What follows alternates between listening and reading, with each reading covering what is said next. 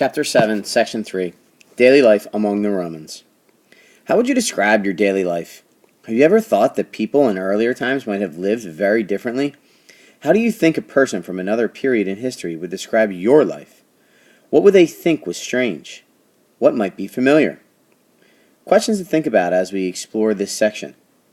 How were the lives of the rich and the poor different in ancient Rome? And second, how were slaves treated in ancient Rome? Key term that will be defined for you through the Google Classroom is circus, and key people will be Marshall and Seneca. Please make sure to have your Google Doc open throughout this video to complete and respond to the questions and submit through the Google Classroom when you have finished. At the height of its glory, Rome had the most beautiful monuments and public buildings in the world. Wealth and goods flowed into Rome from all parts of the empire. Tourists and merchants flocked to the city. Its marketplaces and shops had more goods than any other city. Not everyone was thrilled with the excitement. One Roman complained of narrow streets, quote, jammed with carts and their swearing drivers. Another writer, the poet Marshall, complained of the noise. Before it gets light, we have the bakers. Then it's the hammering of the artisans all day. There's no peace or quiet in this city. The rich, the poor, and the slaves.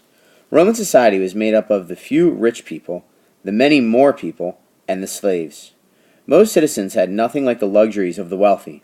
In fact, there was a huge difference between the lives of rich and poor. A majority of Romans were not only poor, they were jobless. Most of these survived only by handouts from the government. A life of luxury. The rich often had elegant homes in the city. They also had country estates called villas. Some wealthy families had huge estates in the provinces where much of the food for the empire was grown. Wealthy Romans were famous for overdoing things, especially concerning food. A Roman historian describes the eating habits of Aulus Vitellius, emperor for only 6 months in AD 69. Quote, he used to have 3 or 4 heavy meals a day. He had himself invited to a different house for each meal. The cost to the host was never less than 400,000 coins at a time. Of course, few Romans could afford to eat like an emperor. Still, the wealthy were known for their feasts. Often they served game, perhaps partridge or wild boar. For very special occasions, they might also serve exotic dishes such as flamingo or ostrich. A special treat was a dormouse cooked in honey. Roman feasts often had entertainment, including musicians, dancers, and performers reciting poems. Another way of life for the poor. The world of the poor was a far cry from the feast of the wealthy. In Rome, most people lived in poor housing. Many lived in tall apartment houses with no running water, toilets, or kitchens. All food and drink had to be carried up the stairs. Rubbish and human waste had to be carried down, or as frequently happened, dumped out the window. Because most houses were made of wood, fires were frequent and often fatal. The worst, in AD 64, destroyed most of the city. Bread and circuses. Poor citizens needed wheat to survive. When the wheat harvests were bad, or when grain shipments from overseas were late, the poor often rioted. To prevent this, the emperors provided free grain to the poor. They also provided spectacular shows. They were held in the Colosseum or in arenas called circuses, so the shows came to be called circuses too. The circuses could be violent. Romans, rich and poor, packed the arenas to watch the events. These included animals fighting other animals, animals fighting humans, and humans fighting humans. Clowns might also entertain, or there might even be a public execution of a criminal. The highlights of the day were the fights between the gladiators, men who fought to the death. Most gladiators were slaves who had been captured in battle. However, a few were free men, and some women, who enjoyed the fame and fortune they could gain. Before the battles, the gladiators paraded onto the floor of the arena. Approaching the emperor's box, they raised their arms in salute and shouted, "Hail Caesar! We who are about to die salute you." Then the battles began. The end came when one gladiator was dead or dying, or disarmed and on the ground.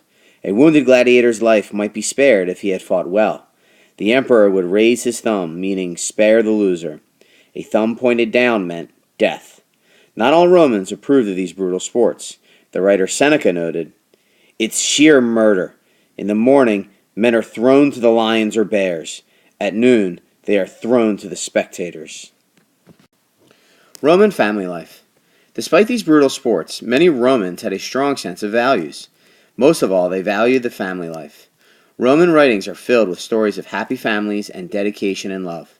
The Roman government rewarded parents who had many children. Under Roman law, the father had absolute power over the entire household. He owned the household, wife, children, slaves, and furniture.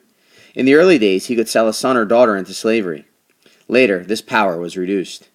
The amount of freedom a woman in ancient Rome enjoyed depended on her husband's wealth and status. Wealthy women had a great deal of independence. Women had a strong influence on their families, and some wives of famous men became famous themselves.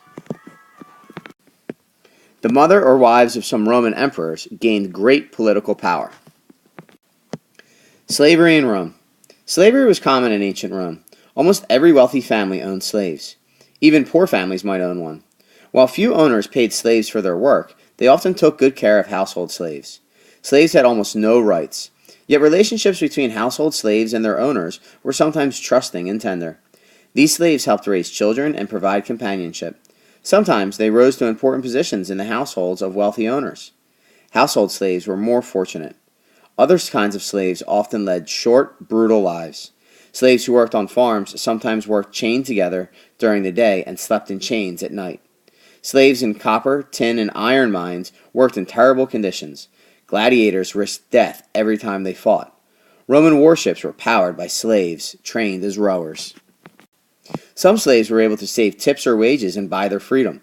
These might be slaves with very special skills, such as chariot racers. These sports heroes sometimes became famous and wealthy. This is the end of Chapter 7, Section 3. At this point, you should be able to answer a few questions.